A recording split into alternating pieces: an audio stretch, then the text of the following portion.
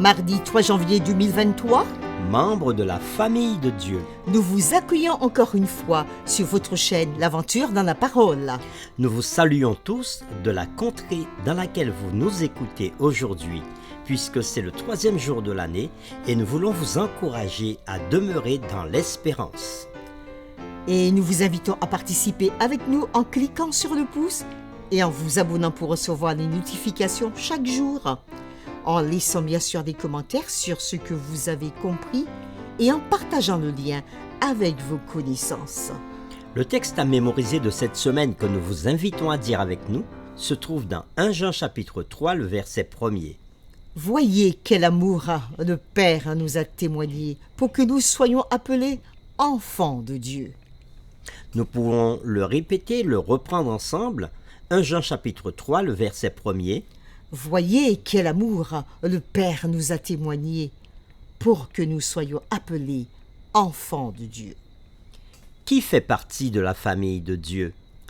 Dans la famille de Dieu, qu'est-ce qui est disponible et quelle est la responsabilité de chacun des membres de cette famille? Partie de la famille de Dieu, les héritiers du Père. Nous partageons nos biens, nos joies et nos fardeaux. Nous sommes sœurs et frères. Les réflexions de cette semaine nous aident à répondre à ces questions. Et aujourd'hui, nous le ferons avec la séquence Ressources disponibles pour la famille de Dieu.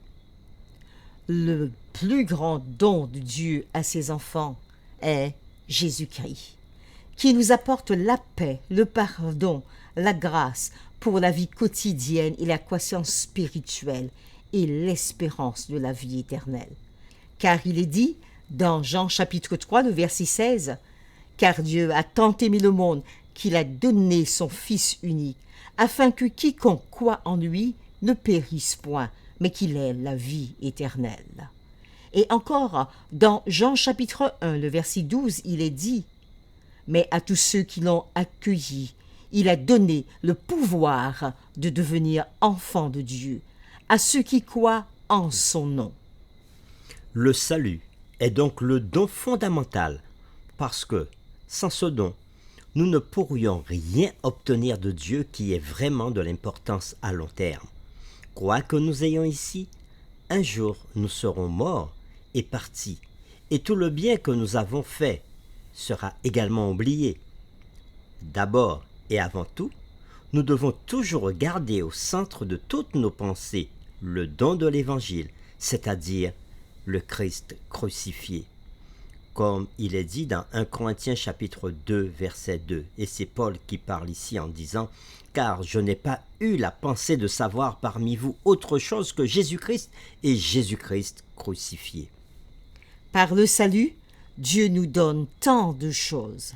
À ceux qui se préoccupent de leur nourriture et de leurs vêtements, Jésus offre du réconfort en disant « Cherchez premièrement le royaume et la justice de Dieu, et toutes ces choses vous seront données par-dessus tout. » Il le dit dans Matthieu chapitre 6, le verset 33. Nous lirons le psaume 23, verset 1er, le psaume 37, verset 25 et Philippiens chapitre 4, verset 19. Et nous répondrons à la question suivante. Que disent ces versets sur la providence de Dieu à nos besoins quotidiens? Psaume 23, verset 1. « L'Éternel est mon berger, je ne manquerai de rien. » Psaume 37, verset 25. J'ai été jeune, j'ai vieilli, et je n'ai point vu le juste abandonné, ni sa postérité mendiant son pain. Et Philippiens 4, le verset 19. « Et mon Dieu pourvoira à tous vos besoins selon sa richesse, avec gloire en Jésus-Christ. » Après les lectures des psaumes 23, verset 1, psaume 37, verset 25 et Philippiens 4, verset 19, nous répondrons maintenant à la question suivante. Que disent ces versets sur la providence de Dieu à nos besoins quotidiens? Au psaume 23, nous voyons que Dieu est notre berger Et parce qu'il veille sur nous, parce qu'il est notre berger, nous ne manquerons jamais de rien. Et au psaume 37, le verset 25, il nous rappelle, et beaucoup donnent le témoignage, « Je suis jeune, j'ai vieilli, mais dans tout ce qui s'est passé dans ma vie, Dieu a été là, et Dieu n'a pas abandonné, Dieu a pris soin. » Et dans Philippiens chapitre 4, verset 19, Paul nous présente le Dieu pourvoyeur. C'est lui qui prend soin de nous. Il prend et nous donne tout ce dont nous avons besoin pour notre vie ici-bas sur terre.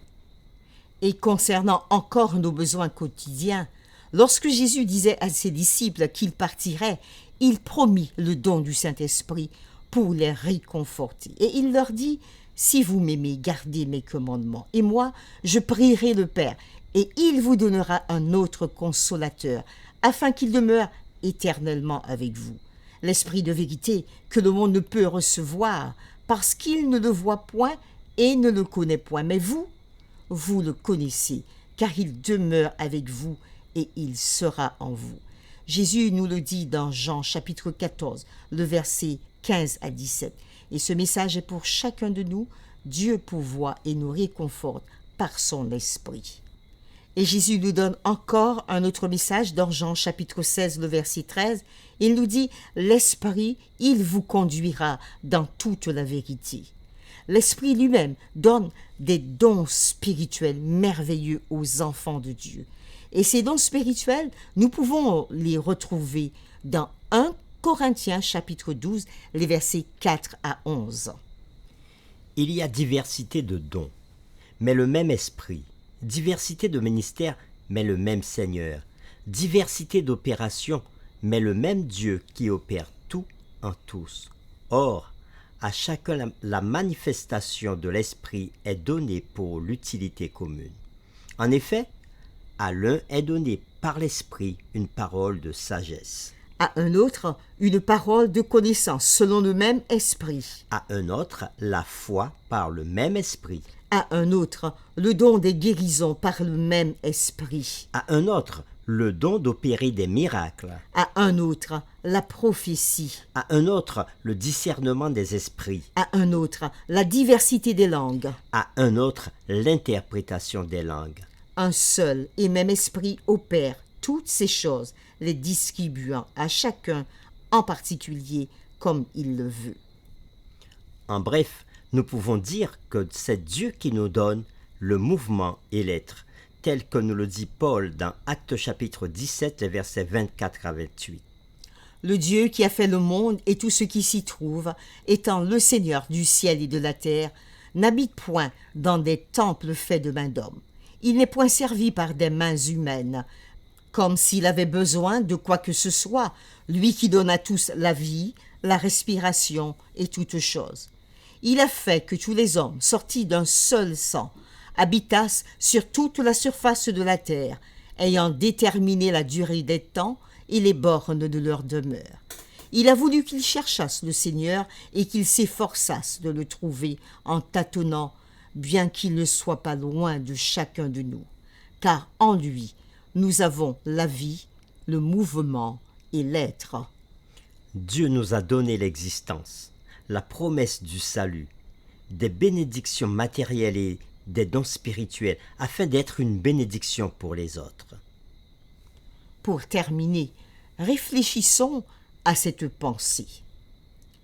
Quels que soient les biens matériels que nous avons, quels que soient les dons ou les talents dont nous avons été bénis, nous sommes redevables de toutes les manières aux donateurs dans la façon dont nous utilisons ces dons. Nous vous invitons à prier avec nous. Père éternel, tu nous fais des dons merveilleux. Et le plus grand de tous ces dons, c'est Jésus-Christ, notre Seigneur et Sauveur, qui a donné sa vie pour que nous ayons la vie éternelle. Tu nous dis aussi dans ta parole que tu es le pourvoyeur. Tu nous dis aussi dans ta parole que tu es le bon berger. Et parce que tu es notre berger, nous ne manquerons de rien. Tu nous dis encore dans ta parole que quel que soit notre âge, tu prendras soin de nous. Même dans notre blanche vieillesse, tu prendras soin de nous. Tu nous dis aussi, Seigneur, que tu ne nous laisses pas orphelins, mais que tu nous donnes le Saint-Esprit, afin que nous puissions recevoir des dons spirituels et ainsi témoigner pour toi de ce que tu fais dans nos vies et dans la vie de tes enfants, dans la vie de ton Église. Nous voulons te louer et te remercier pour toutes ces choses, car c'est toi qui as tout créé, tu as tout mis entre nos mains. Aide-nous à faire bon escient de ce que nous recevons de toi chaque jour. Nous t'avons prié au nom de Jésus. Amen.